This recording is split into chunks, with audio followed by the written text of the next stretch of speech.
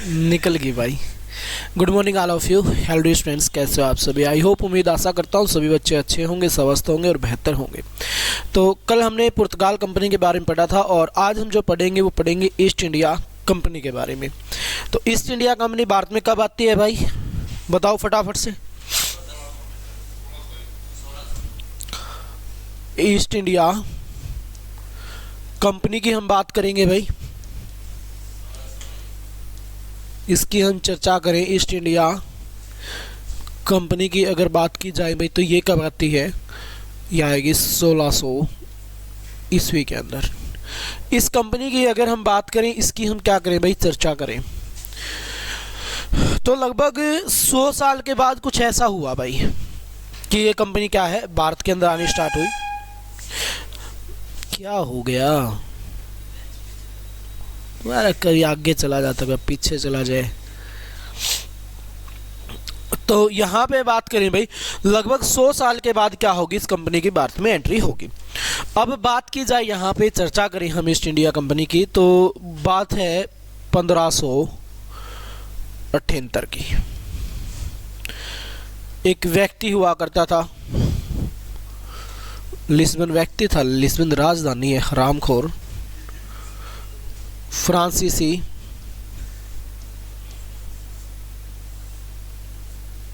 Drake, ये एक व्यक्ति हो रहा था भाई।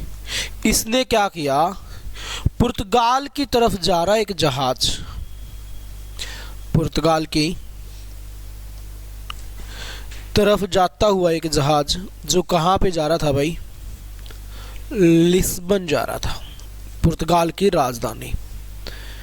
इसकी ओर एक जहाज जा रहा था, तो इस बंदे ने क्या किया, इस जहाज को लूटने का कार्य किया भाई। लूटने का काम किया, लूट लिया, इनको मारा पिटा, इनसे पूछा भाई कहाँ से आए हो बताओ, तो ये बोले जी ऐसे ऐसे हम तो भारत से आए हैं। बोला क्या करने गए थे, बोला ये मसाले लेने गए थे।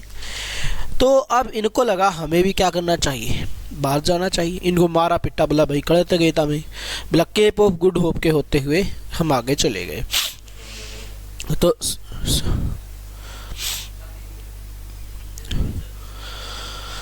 समुद्री मार्ग से होते हुए हम क्या करते हैं भाई, आगे चले गए। इन्होंने इसको लूट लिया, तो सारी चीज़ें यहाँ पे इन्होंने क्या कर दी, बता दी। अब इन्होंने फैसला किया कि हमें भी क्या करना चाहिए, हमें भी यहाँ पे जाना है। उसके बाद भाई एक व्यक्ति हुआ करते थे, कहीं कहीं नाम आ जाता है, 1579 की बात है।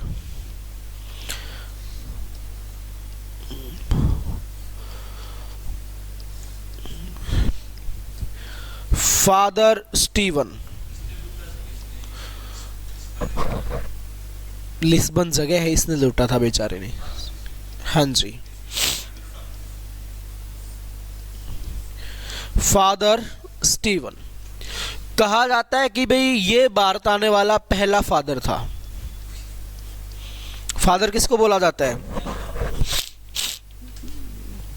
फादर बोला जाता है ईसाइयों का जो धर्म गुरु होता है।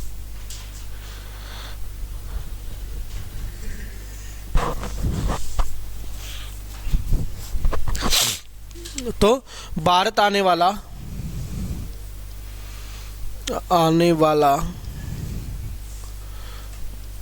पहला ईसाई धर्मगुरु भाई।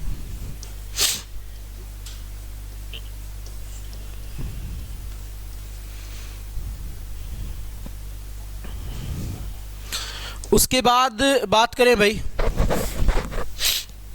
एक व्यक्ति हुआ करता था बेंजामिन वुड, सुने नाम,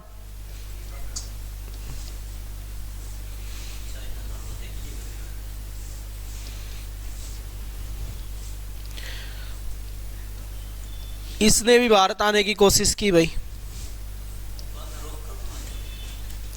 अब उसके बाद हम बात करें, एक क्वेश्चन आता है बहुत ज्यादा रिपीट होता है आपका, अकबर से मिलने वाला पहला अंग्रेज कौन था। अकबर से मिलने वाला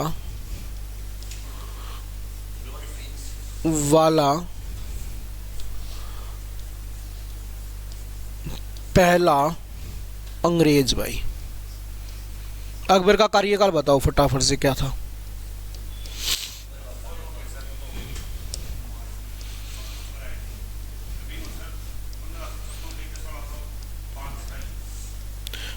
रोल्फ फिंच कहाँ पे मिला था? फतेहपुर सीकरी। फतेहपुर सीकरी भाई।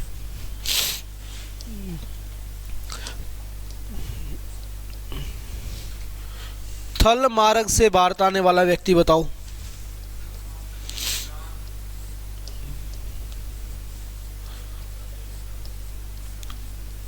आने वाला पहला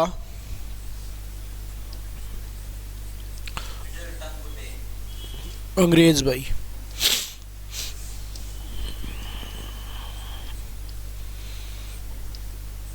जॉन मिडल्टन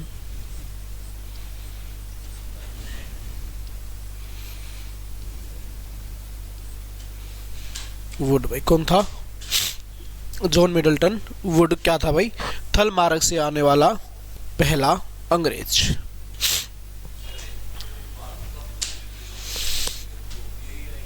क्या?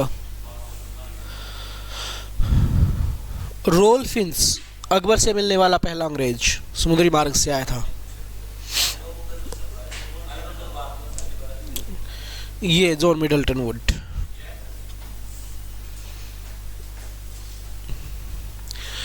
उसके बाद भाई अकबर से मिलने वाला अंग्रेज, ये दोनों क्वेश्चन आपके एग्जाम में बहुत बार रिपीट होते हैं। तो कौन था? रोल्फ फिंच था। और थल मार्ग से आने वाला कौन था भाई? जॉन मिडल्टन वुड था।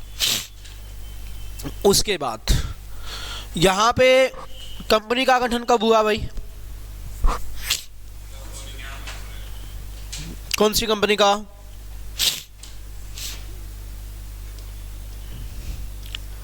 लॉर्ड मेयर की अध्यक्षता में क्या किया गया भाई? एक कंपनी का गठन किया गया। कब की बात है? 1599 को। Merchant adventure. हाँ जी।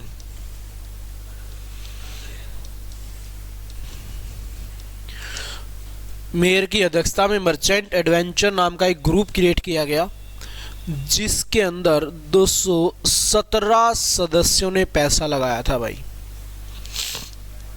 हाँ जी। 3000 पाउंड खर्च करने का कार्य इन्होंने किया था भाई। उसके बाद किससे मिले?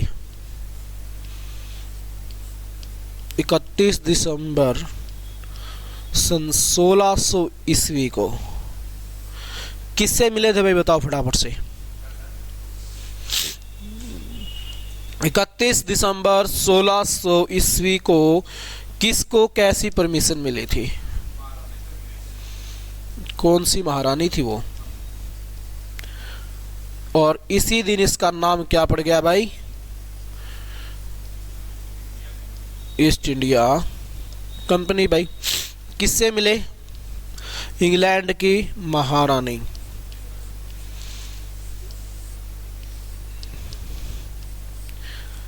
एलिजाबेथ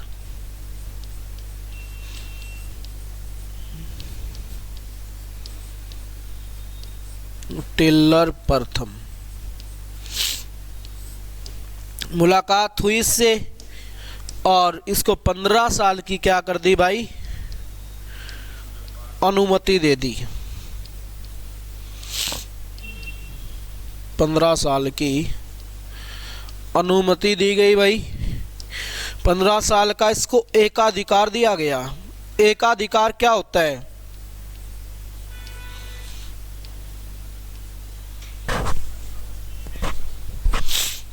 किमी कर सके व्यापार विपुर और युद्ध संधि। एकाधिकार का मतलब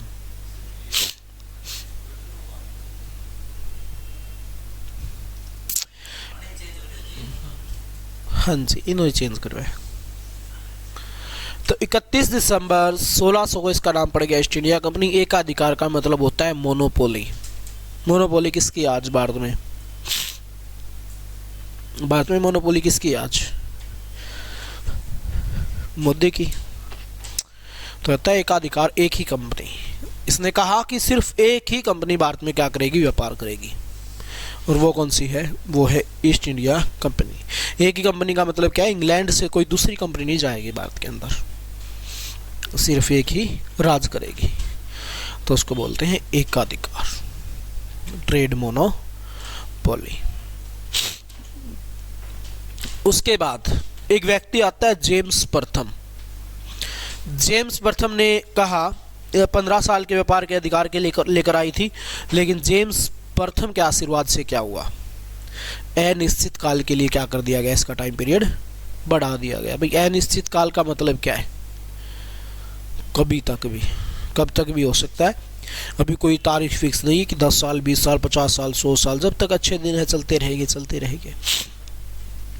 उसके बाद बात करें हम 1608 की। 1608 में क्या होता है भाई? 1608 में एक व्यक्ति है जिसका नाम क्या है भाई? Captain Hawkins. कौन से जहाज से भारत आता है भाई? हेक्टर नामक जहाज से भारत के अंदर आया। किससे मुलाकात की?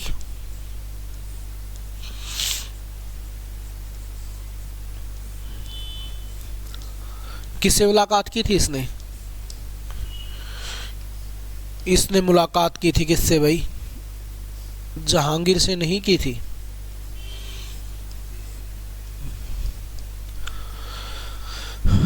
यस या नो? जहांगीर से क्या मांगा इसने? व्यापार के अधिकार। लेकिन इसको क्या मिला? इंग्लिश खान की उपाधि।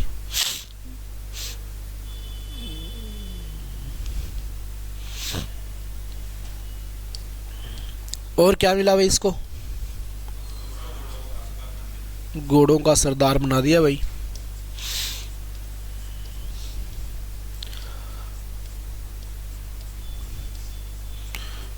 दो 200 घोड़ों का मनसबदार इसको बनाया गया। और क्या मिला भाई? कौन?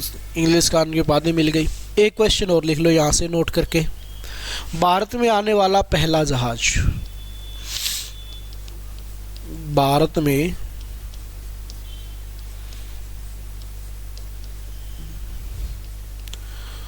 आने वाला पहला जहाज भाई, आने वाला पहला जहाज कौन सा था भाई? Red dragon.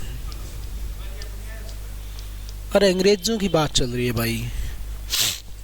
भारत में आने वाला पहला अंग्रेजी जहाज कौन था? रेड ड्रैगन था। और ये कौन से जहाज से आया? हेक्टर नामक जहाज से आया। 1608 में कहाँ पे व्यापारिक कोठी खोलने की कोशिश की गई भाई? सूरत में व्यापारिक कोठी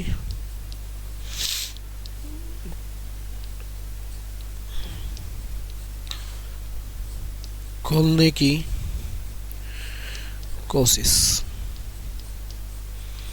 लेकिन सूरत में व्यापारिक कोठी कब खोली भाई? 1613 में सूरत में स्थायी व्यापारिक कोठी भाई किसके द्वारा खोली गई?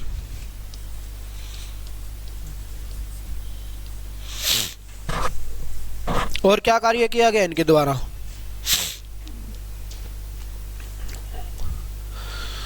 1611 में कहां पे?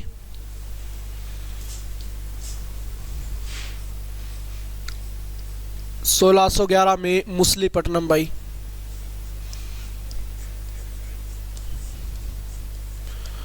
मछलीपट्टनम में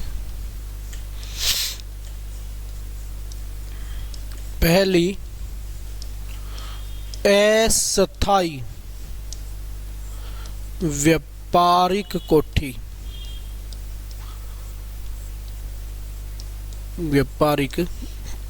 ओपन की गई भाई। स्थायी में और अस्थायी में क्या फर्क है?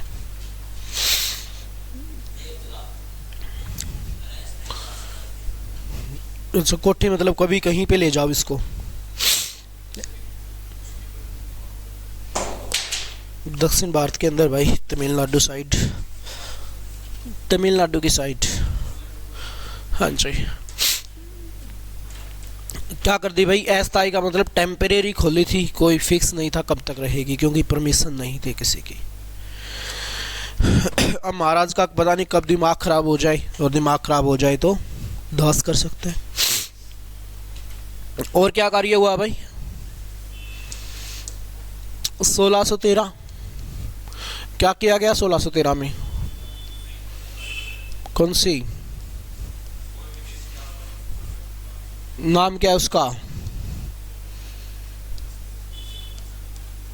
एलची नामक प्रथा चलाई भाई। चलाने वाला कौन था? जहांगीर। और बताओ भाई, ईस्ट इंडिया कंपनी किसके शासनकाल में भारत आई थी?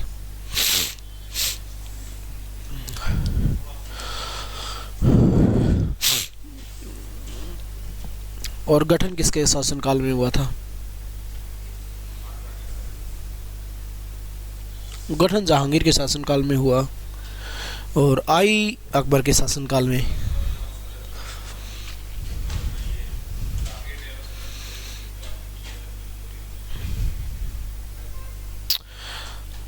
गठन हुआ अकबर के समय और आई जहांगीर के समय। ठीक है, उसके बाद हम बात करें भाई, आगे बढ़ाई चीजों को। एलची का मतलब क्या था? कोई भी विदेशी क्या करेगा पहले? कोई भी विदेशी पहले मुगल दरबार में अपनी सेवाएं देगा। पहले मुगल दरबार में अपनी सेवाएं देगा भाई।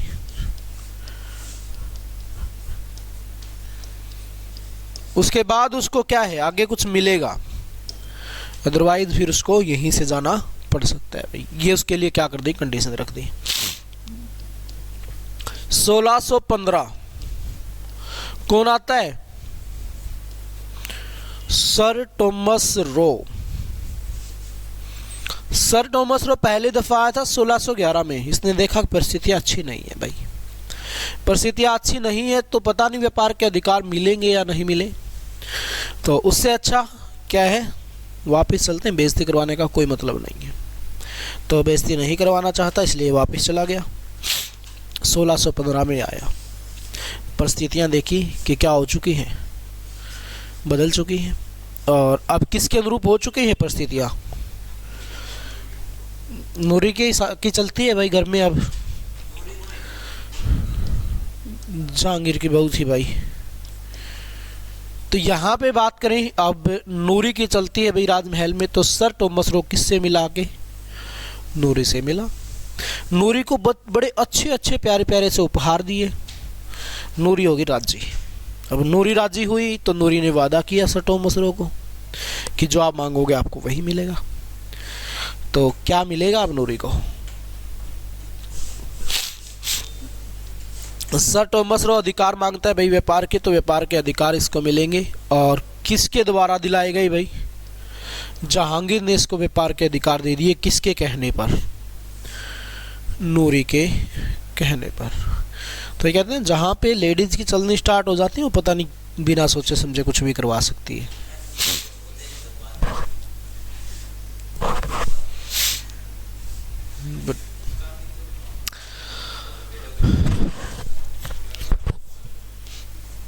तो अब यहाँ पे बात करें भाई, जो नूरी है बेचारी, इसने व्यापार के अधिकार दिला दिए सर टॉम मसरो को।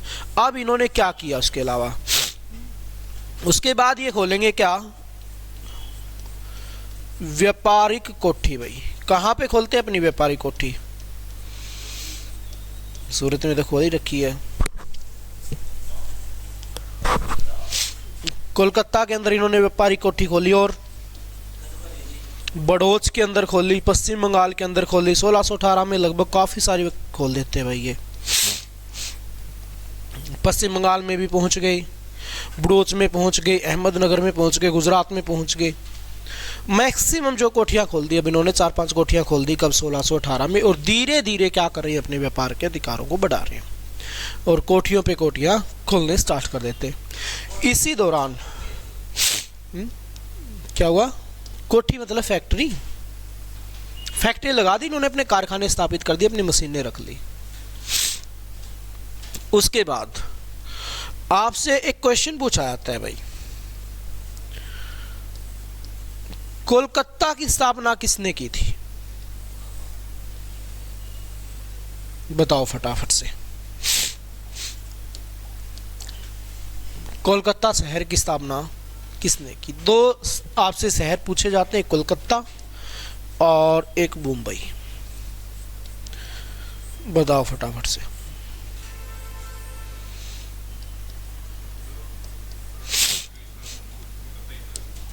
ठीक है, मान लिया आपकी बात को बड़ी कर दिया, लो तो सही है, तभी तो मान ली। जो 4 नोक, ये तो आपने आगे खोल रखी है। मार्टिन, पूरा नाम इसका मार्टिन लूथर, कल पढ़ा नहीं था तो फिर इतनी जल्दी भूल गए? नहीं यार, ऐसा तो नहीं होना चाहिए, नहीं बताई थी क्या? चलो ऐड कर लो फिर। पुर्तगाल था ये जिसने मुंबई शहर की स्थापना की थी 1541 में। मार्टिन गवर्नर बन के आया था, ये बात तो बताई थी। तो बस फिर उसी टाइम पे ये हो गया।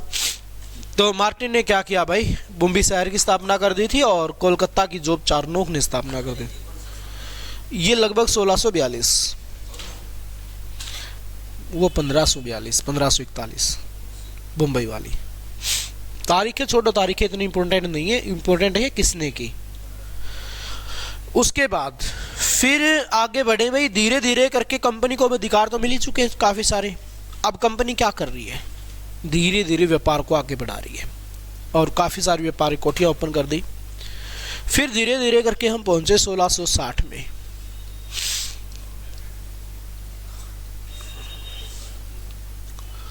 (1660 से 1680) इस दौरान क्या टाइम चलता है भाई? तारो तो माड़ भी चाल ले, तारो अच्छो कुकर हो है, पढ़ना पड़े उस खातिर। तो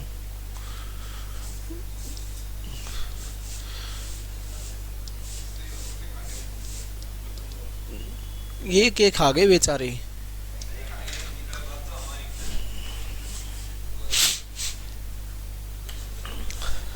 कंपनी का गोल्डन टाइम पीरियड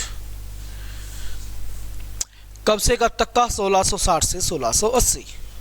क्या क्या हुआ इस दौरान?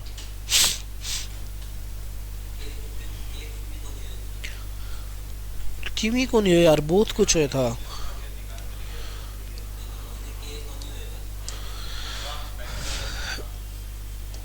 बात है 1661 की भाई। पुर्तगाल की महारानी होया कर दी, के नाम था?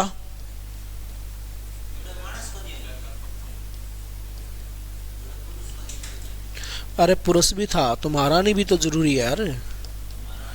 महारानी के बिना पुरुष करता होगा?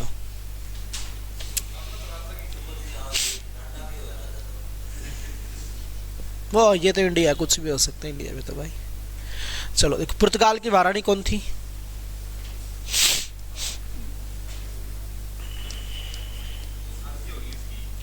कैथरीन थी भाई।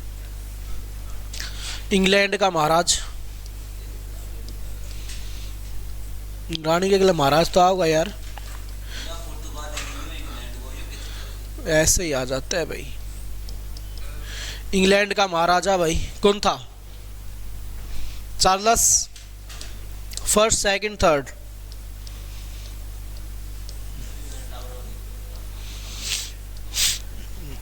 Charles second. ये पुर्तगाल की महारानी कैथरीन और चार्ल्स सेकंड के एकदम समुद्र के किनारे नजरें मिली भाई। दोनों को हो गया एक दूसरे से प्रेम, एक दूसरे को ताक रहे हैं कई घंटों से, बोलने की हिम्मत किसी की नहीं है, पसंद करने लग गए। फिर कहीं बाद में पता चला कि ऐसे ऐसे ये फलानी महारानी, ये फलाना राजा है, तो प्यार हो गया गहरा। अब प्यार गहरा हो गया तो फिर क्या होगी? फिर होगी क्या? ऐसे ही बनती है महारानी, या रानी थी वहां की यार। ऐसा थोड़ी कि जो शादी होती है उसको ही रानी थोड़ी बोला जाता है।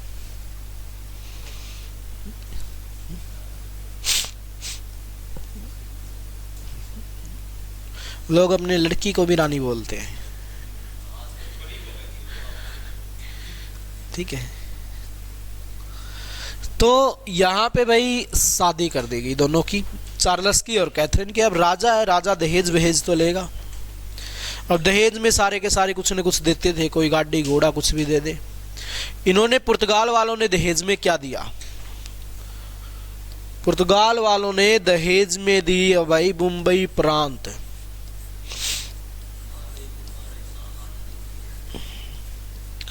इसी को तो कहते हैं अच्छे दिन।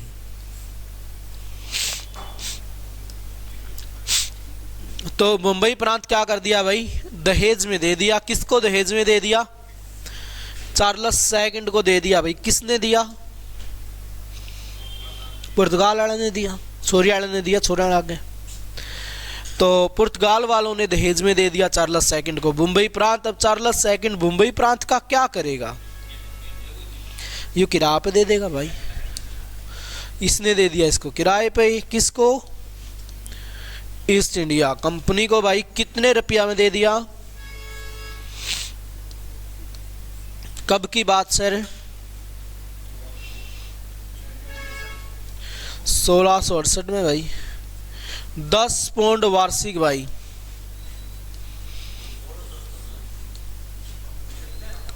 शादी हुई थी 1661 में। 6-7 साल निकल ली। वैल्यू क्या हो जाए 6-7 साल बाद? कम ऐसे ही हो जाए। 10 पौंड किसकी? आजा भाई आजा। प्लाटो की वैल्यू की थोड़ी चल रही है यहाँ पे बात, कैथरीन की वैल्यू की चल रही है भाई। अब 6-7 साल बाद से तो घटनी थी। जो प्यार मोहब्बत थी होली खत्म थोड़े दिनों में। शुरुआत में शादी होगी नई नई, टाइम निकल जाता तो क्या पता शादी से भी अगली मना कर दे कि जी हमें नहीं करना है। तो शादी हो गई, मुंबई प्रांत दहेज में मिल लिया। 7 साल निकाल दी। 7 साल तक कुछ नहीं किया मुंबई प्रांत को। बोला जी ठीक है अपना उड़े एक प्रांत। किराए पे दे दिया भाई, रेंट पे दे दी। हाँ जी, रेंट पे दे दिया मुंबई प्रांत को। तो यहां पे मुंबई प्रांत को किराए पे दिया गया। किसको दिया गया? ईस्ट इंडिया कंपनी को। किसने दिया? चार्ल्स ने दिया। इसके पास कहां से आया था? छोरी वाले ने दिया था। किस थी? पुर्तगाल वाले ने। पुर्तगाल वाले की छोरी का क्या नाम था? कैथरीन। ठीक है, तो ये सारे के सारे नाम तो हमने बेरे होने चाहिए। ठीक है, ये तारे याद होना चाहिए। एक एक एग्जामिनर आपसे क्वेश्चन पूछेगा। उसके बाद 1663 भाई।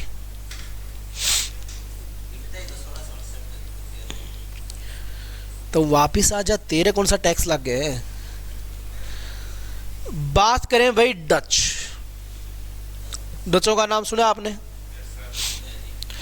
डचा ने पुर्तगाल की कंपनी पर अधिकार कर लिया था। कौन सी पे? कोचिन पे। ठीक है, इसी टाइम के दौरान है। और डच किसका सहयोग कर रहे हैं वर्तमान में? ईस्ट इंडिया कंपनी का।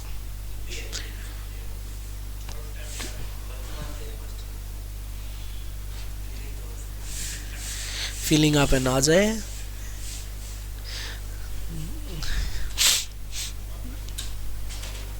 वर्तमान मतलब इस वर्तमान की बात कर रहे हैं, ठीक है। तो डच किसके अधिकार में काम कर रहे हैं भाई? किसके अंदर काम कर रहे हैं? ईस्ट इंडिया कंपनी के अंदर काम कर रहे हैं, मिलजुल के कार्य कर रहे हैं। डचों का यूज कर रहे हैं भरपूर मात्रा में, जहां मन करे वहीं डचों को आगे डाल देते हैं, जा भाई तू संभाल सिस्टम को।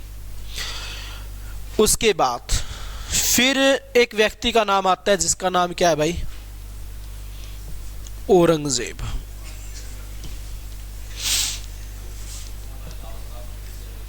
सुना औरंगजेब का नाम? खत्म क्यों तो था भाई? औरंगजेब कब शासक बना था बता फिर, कब तक रहा? तो राम को और खट्टे हो रखे हैं सारे। औरंगजेब ने क्या किया भाई? 1680 से लेकर 1690 तक ईस्ट इंडिया कंपनी की ईंट से ईंट बजा दी।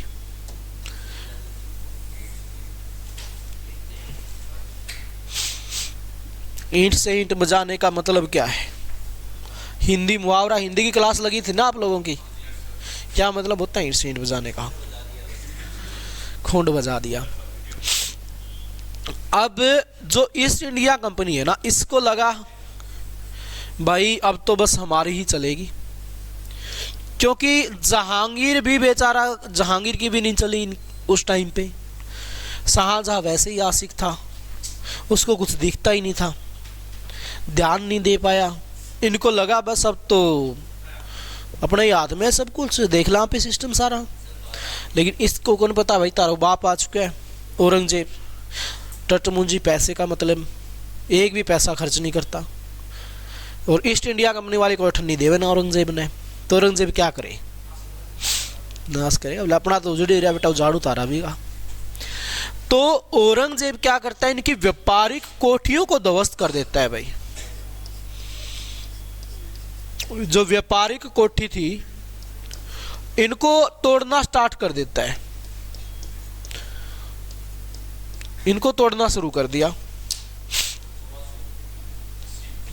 हाँ जी, तो इनकी व्यापारिक कोठियों को तोड़ता है। भागे भागे औरंगजेब के पास आए, महाराज क्या बात हुई, आपने हमारा किला तोड़ दिया। तो औरंगजेब बिला छोड़ है, उतारो था कि मैंने कौन बेरा था भाई?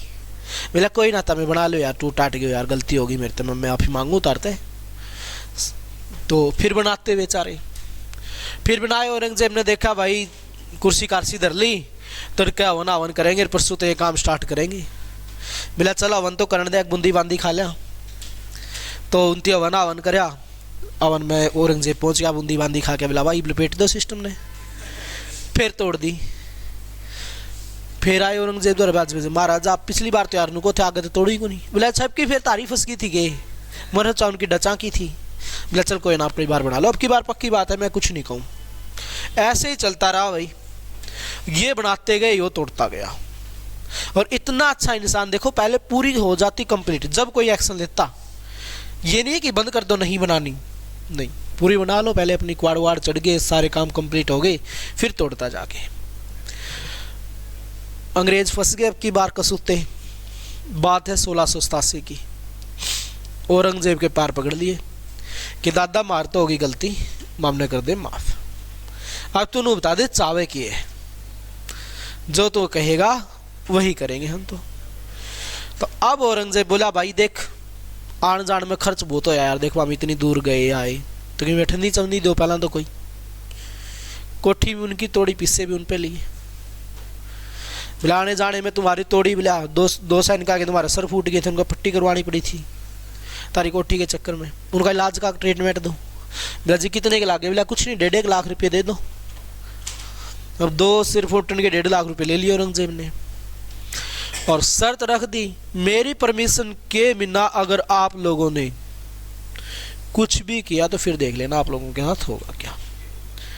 ईस्ट इंडिया कंपनी वाले फंस गए अब की बार कसूते बंदे ने। ईस्ट इंडिया कंपनी वाले कुछ भी नहीं कर रहे, चुपचाप बैठे हुए हैं, शांति से बिल्कुल वेट कर रहे हैं कि ये निकले और फिर कुछ सोचे। और 1707 में औरंगजेब की क्या हो गई? मृत्यु होगी भाई। अभी तक ईस्ट इंडिया कंपनी क्या है, घाटे में जा रही है, क्योंकि इसका खौफ इतना हो चुका था, कुछ कर ही नहीं पा रहे थे भाई, एक बड़ा खतरनाक बंदा है ये।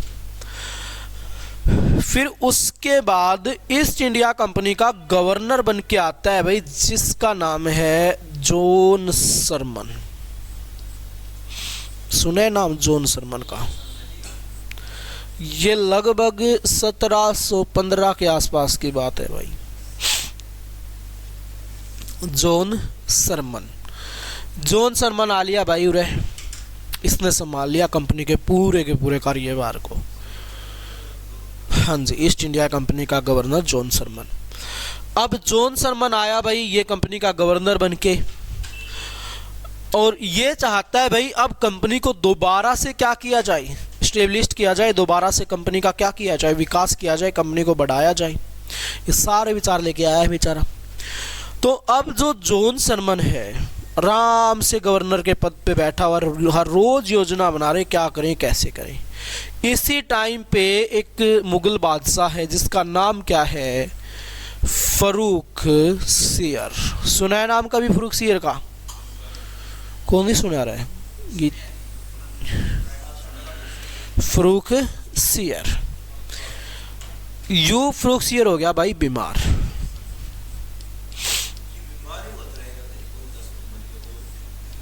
नहीं होएगा यार, किस्मत हो रही है। फर्रुख सियर हो गया बीमार भाई। बीमार भी कौन सी हो गया, स्किन की प्रॉब्लम होगी इसको, होगी एलर्जी, खाज होगी। अब सारे भारतवर्ष के डॉक्टर बुला लिए जी, आ जाओ खाज मिटो, कोई ना मिट सका। अब सबको मिला लिया भाई, इसका इलाज नहीं हुआ। पता चला जॉन सरमन ने भाई नुन्नू अपना महाराज का खैज लग रही है और इसको करना है इलाज, और इसका इलाज कुकर हो है। तो जॉन सरमन आया फर्रुख सियर दो रहे, बोला महाराज मैं आपका अगर इलाज करवा दूं तो? बोला तू जो कहोगा भाई। बोला मैं करूं, फिर तेरे जुगाड़ टेंशन ना ले। जॉन सरमन ने अपने यहाँ से अच्छे डॉक्टर बुलाए और बोला भाई कुछ भी करो, बस इसका जो भी है नहीं सौदा मेट दो, इसका इलाज करो, कुछ भी हो चाहे। अब इसका इलाज करेंगे भाई किसका, फर्रुख सियर का। कौन करेगा? जॉन सरमन। अपने यहाँ से डॉक्टरों को बुलाया और उन्होंने क्या कर दिया, इसका इलाज कर दिया भाई।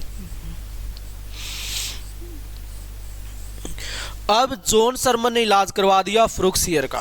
फर्रुख सियर हो गया राजी। अब राजी हो गया तो क्या करेगा, लाडू बांट दिए। अंग्रेजों को अधिकार दे दिया बंगाल में भाई, मिट गई भाई। और 3000 रुपए वार्षिक दे दियो और बंगाल में टैक्स फ्री व्यापार करो।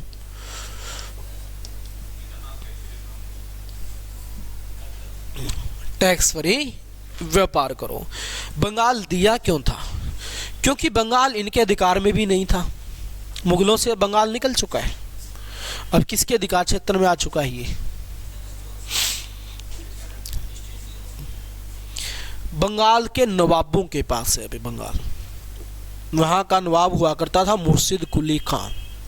औरंगजेब ने सूबेदार बनाया था। औरंगजेब के बाद उसने देखा कि सारे के सारे कैसे हैं, निकम्मे, तो उसने अपने आप को वहाँ का स्वतंत्र राजा घोषित कर दिया बंगाल का। अब बंगाल दिल्ली से अलग होकर कार्य कर रहा है। फर्रुख सियर ने सोचा भाई देख अपने बस में तो वैसे भी नहीं है, ना अपने आना किस्ती दे दिया, अंग्रेजा ने दे दिया। अंग्रेज या तो उसका खात्मा कर देंगे, नहीं वो अंग्रेजा खात्मा कर देंगे। आपने तो दोनों ही दुश्मन है, एक तो पेंडा छूटे ही छूटे।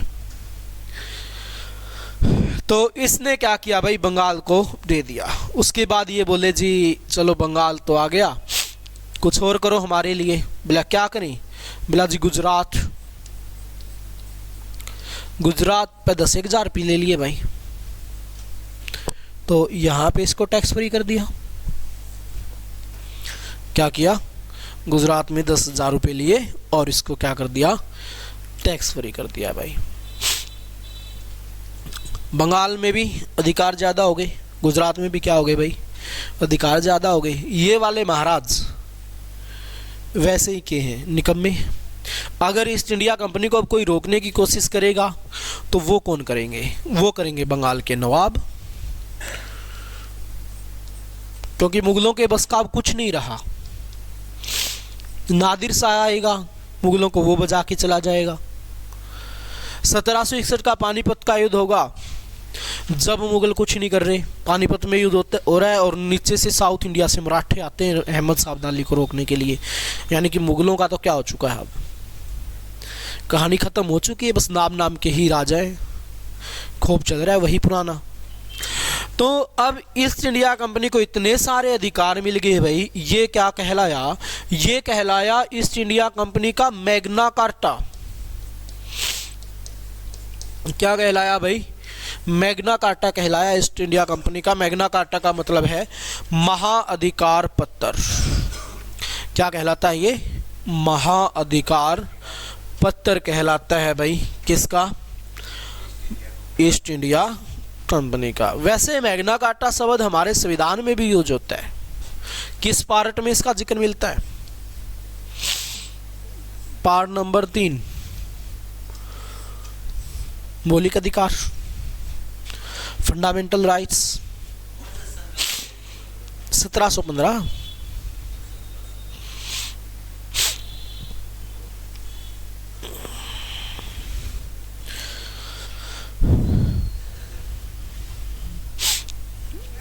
उसके बाद भाई अब धीरे धीरे करके क्या हुआ, जो ईस्ट इंडिया कंपनी है ये आ गई बहुत आगे, इसने काफ़ी अपना विकास कर लिया। और उसके बाद फिर ईस्ट इंडिया कंपनी के 2-3 युद्ध होंगे, जैसे 1757 का कौन सा युद्ध होता है, प्लासी का युद्ध, किस किस के बीच,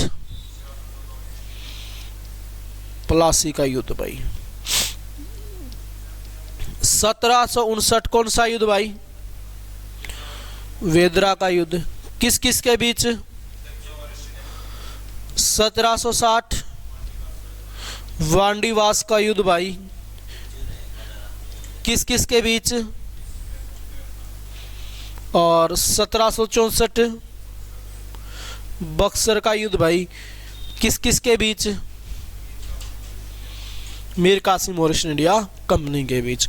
हर जगह कौन जीता, ईस्ट इंडिया कंपनी जीत गई भाई, हर जगह, हर जगह से ईस्ट इंडिया कंपनी जीत के आगे आई, सबको पराजित करती हुई ईस्ट इंडिया कंपनी आगे बढ़ी।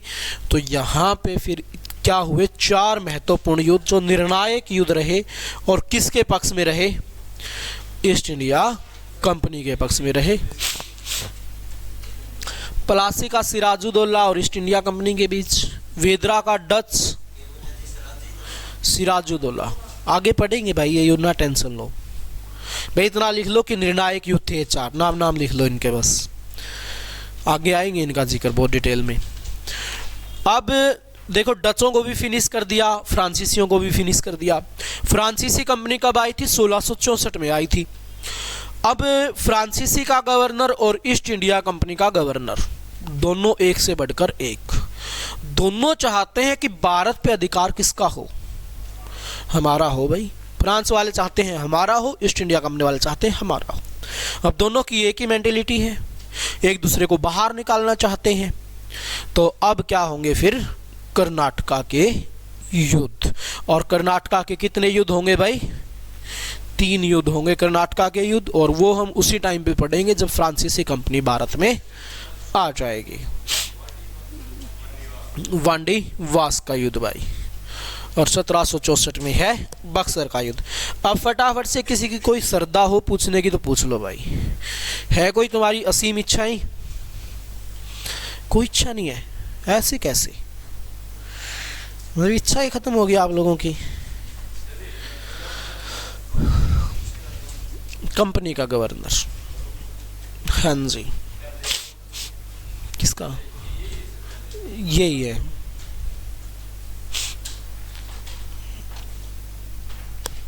अब आपकी डच, डेनिश और फ्रांसीसी कंपनी कल आपकी हो जाएगी ये कंपनियां पूरी, मतलब यार जब भी क्लास हो गई इतना एडवांस क्यों चलता है तो? कल का मतलब होता है आने वाला कल, जब भी क्लास लगेगी उस कल का मतलब होता है ये। ठीक है, संडे मंडे फ्राइडे इनका वेट करते हैं स्कूल वाले बच्चे कि भाई कब से संडे आएगा, या तुम्हारे साथ भी यही हो रखा है?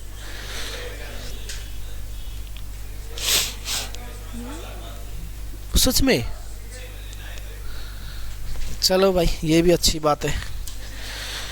चलो भाई, फिर आज के सेशन को यहीं पे विराम देंगे। कल हम पढ़ेंगे डच, डेनिश और फ्रांसीसी कंपनियों के बीच।